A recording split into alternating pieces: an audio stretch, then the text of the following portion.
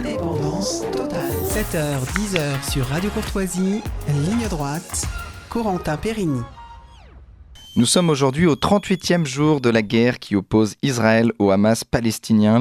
L'offensive du 7 octobre dernier a ravivé évidemment les tensions avec l'État hébreu au Moyen-Orient et les répercussions du conflit s'observent malheureusement à l'échelle régionale comme au Liban voisin qui partage une frontière commune avec Israël. Alors le Liban est un autre terrain de ce conflit puisque le Hezbollah y prend plus ou moins part depuis le sud du pays. Nous allons en parler tout de suite avec Arthur Lanternier qui est avec nous, qui est sur place. Bonjour Arthur Lanternier. Bonjour Corentin Périni. Alors vous êtes chef de mission Liban pour SOS Chrétiens d'Orient. Voilà, on connaît, nos auditeurs connaissent bien votre association. Et aujourd'hui, donc, vous êtes sur place pour SOS Chrétiens d'Orient. Comment vous percevez la situation actuelle depuis le Liban et comment les Libanais aussi l'aperçoivent ? Eh bien écoutez, c'est au jour le jour, hein. C'est vraiment au jour le jour. On a un risque d'embrasement qui, en fait, peut subvenir à n'importe quel moment. On attend le dérapage. Alors en fait, c'est avec des hauts et des bas. Évidemment, on a été assez rassuré par la déclaration du secrétaire général du Hezbollah il y a encore une semaine, où celui-ci, en fait, apparemment voulait garantir un conflit qui pour l'instant n'allait pas se régionaliser ou en tout cas ne pas plus s'intensifier. Donc c'était plutôt rassurant d'entendre ce genre de discours, mais ensuite 2 jours après il y a eu encore des échanges de tirs, d'obus, de mortiers, d'envoi de drones à la frontière sud du Liban. Donc voilà, nous sommes vraiment en train d'observer au jour le jour comment cela va évoluer. Et oui, les Libanais ont peur. Parce qu'en fait cette guerre possible serait vraiment la dernière étape avant vraiment la mort du pays. C'est-à-dire que c'est vraiment la dernière chose qui manquerait pour le Liban aujourd'hui, ce serait une guerre avec Israël. Et alors justement, quel est l'état actuel ? Parce que la situation est tendue donc entre le Hezbollah et l'armée israélienne.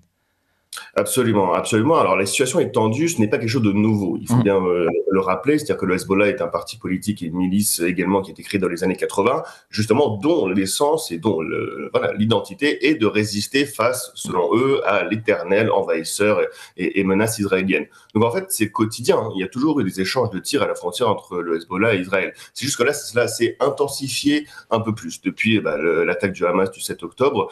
Et donc voilà, c'est un conflit qui dure depuis malheureusement des dizaines d'années, mais qui en effet est en train de s'intensifier depuis le 7 octobre, et où des civils malheureusement sont aussi en train de perdre la vie. Alors, est-ce que vous pouvez revenir sur le Hezbollah, pourquoi il est dans cette situation, et quel est son lien avec Daesh, et puis quel est son lien aussi avec d'autres pays comme l'Iran ? Eh bien, en fait, je pense qu'il faut d'abord parler de la situation du Liban. C'est-à-dire que pourquoi le Hezbollah a un pouvoir aussi important au Liban, pour moi, ce n'est pas une cause, mais une conséquence. C'est-à-dire que l'État libanais, avant tout, est totalement absent. Et cela fait maintenant, malheureusement, plusieurs années que le Liban subit une crise politique, économique sans précédent. C'est, selon la Banque mondiale, la pire crise de son histoire. Donc, en fait, tout a commencé en octobre 2019, où il y a eu cette fameuse Saouda, la fameuse révolution. Et depuis, c'est un pays qui n'arrête pas de tomber vers le gouffre, en fait, vraiment, qui est en train de mourir à petit feu tous les jours depuis maintenant plus de 3 ans. Plus de 3 ans, où il y a une crise économique avec une valeur de la monnaie qui ne vaut plus rien. La livre libanaise aujourd'hui ne vaut plus rien. Tous les services publics sont totalement absents. Et donc, à partir de là, en fait, lorsque l'État disparaît, eh bien, disons qu'il y a un autre groupe qui va prendre la place, entre guillemets, de l'État. Et ce groupe, en l'occurrence, est aujourd'hui le Hezbollah. Et d'ailleurs, c'est assez parlant, parce que vous voyez, tous les Libanais attendaient avant tout la déclaration du secrétaire général du Hezbollah la semaine dernière pour voir ce qu'allait faire le Liban. Rendez-vous compte. Donc, en fait, on attend la déclaration d'un chef politicien de milice non élu qui, lui, va décider si le Liban va rentrer en guerre. Donc, c'est ça qui crée le désespoir des Libanais. C'est-à-dire qu'en fait, les Libanais ne peuvent même pas choisir eux-mêmes leur destin, leur avenir et leur relation avec le pays hébreu, avec l'État hébreu au sud. Donc voilà, le Hezbollah est aujourd'hui une organisation qui est un peu un État dans l'État, qui remplace en fait un État. Mais c'est assez logique d'un point de vue même, d'un point de vue philosophique. Lorsqu'un chef disparaît, eh bien tout de suite un vient prendre la place. Et là, en fait, c'est le cas du Hezbollah aujourd'hui. Et Arthur Lanternier, quel est le lien entre le Hezbollah et le Hamas ? Est-ce qu'il y a des liens entre les deux ? Est-ce qu'il y a des tensions entre les deux ? Il y a des points de désaccord où justement il y a ce point d'accord, c'est notamment la politique amenée contre Israël, contre l'État hébreu. Eh bien, en fait, le Hamas et tout comme le Hezbollah sont 2 groupes qu'on appelle de résistance. Le KOM, la fameuse résistance à l'État israélien. Alors, bien sûr, ils ont des points communs, mais ils ont aussi des divergences. Tout cela font partie, en fait, il y a plein de groupes, plein de milices, qu'elles soient palestiniennes, libanaises ou encore jordaniennes ou égyptiennes, qui justement combattent l'État d'Israël, et donc elles font partie de tout un groupe qui s'appelle le groupe de la résistance. Alors bien sûr, il y a des différences. Déjà, il faut savoir que le Hezbollah est soutenu par l'Iran et donc un parti chiite, et que le Hamas est une organisation du coup sunnite. Mais voilà, disons qu'en fait, ils arrivent à dépasser leurs différences religieuses en ayant ce point commun de résistance face à l'envahisseur israélien. Donc les relations, oui, et bien sûr qu'il y a des relations, et il y a également bien sûr des différences, mais elles ont cet objectif commun qui est celui de combattre l'État d'Israël. Oui, et donc qu'est-ce que vous craignez? C'est-à-dire une implication du Hezbollah dans le conflit. Il y a aussi, donc, on l'a dit tout à l'heure, donc son parrain iranien, donc, qui pourrait rentrer dans le conflit aussi. Il peut aussi avoir donc, un nouveau flot de réfugiés palestiniens au Liban qui déstabiliserait le pays et qui l'a déjà déstabilisé précédemment dans l'histoire. Bien sûr, mais en fait, c'est ça vraiment la peur qu'on a aujourd'hui. La peur, c'est que le Hezbollah prenne les choses en main et décide de soutenir de façon plus intense, en fait, le Hamas. Alors, bien sûr, le Hezbollah reçoit beaucoup ses ordres de la part de l'Iran. Donc, il faut voir un petit peu aussi quel sera le souhait, quelle sera la stratégie de l'Iran. Pour l'instant, pour être très honnête, comme je vous ai dit, on est assez rassurés. On n'a pas l'impression que l'Iran ait envie de rentrer dans un conflit totalement ouvert avec Israël, ce qui est une bonne chose. Je pense qu'en même temps, les flottes américaines, françaises et anglaises dans la mer a un peu calmé les envies justement d'invasion d'Israël, mais tout est possible, et en fait tout ce qu'on attend aujourd'hui, c'est le fameux dérapage. C'est le fameux dérapage qui justement entraînera cette régionalisation du conflit. Nous, très honnêtement, ici au Liban, on ne l'espère pas, on ne l'espère vraiment pas, et on prie tous les jours pour que cette guerre ne commence pas. Mais voilà, on attend au jour le jour ce fameux dérapage qui pourrait arriver à n'importe quel moment, c'est-à-dire un missile qui malheureusement n'est pas lancé au bon endroit, mais qui va tomber sur une école ou sur un hôpital, etc., et qui pourrait mettre le feu aux poudres. Et là, oui, en effet, tout est possible. Et voilà, les Libanais, nous, on est vraiment au jour le jour en train d'observer et en train de prier tous les jours pour qu'on ne retrouve pas la même situation qu'on a pu retrouver en 1975 avec cette vague de réfugiés palestiniens qui est arrivée dans notre pays et qui a créé cette fameuse guerre civile qu'on ne veut absolument pas revoir ici au sein du pays. Parce que pour revenir là-dessus, donc il y a eu un flot de réfugiés palestiniens qui est arrivé au Liban, et donc forcément de confession musulmane, ce qui a amené donc une déstabilisation et donc une montée évidemment de cette communauté musulmane, et donc cette obligation évidemment de vivre ensemble qui n'a pas été évident.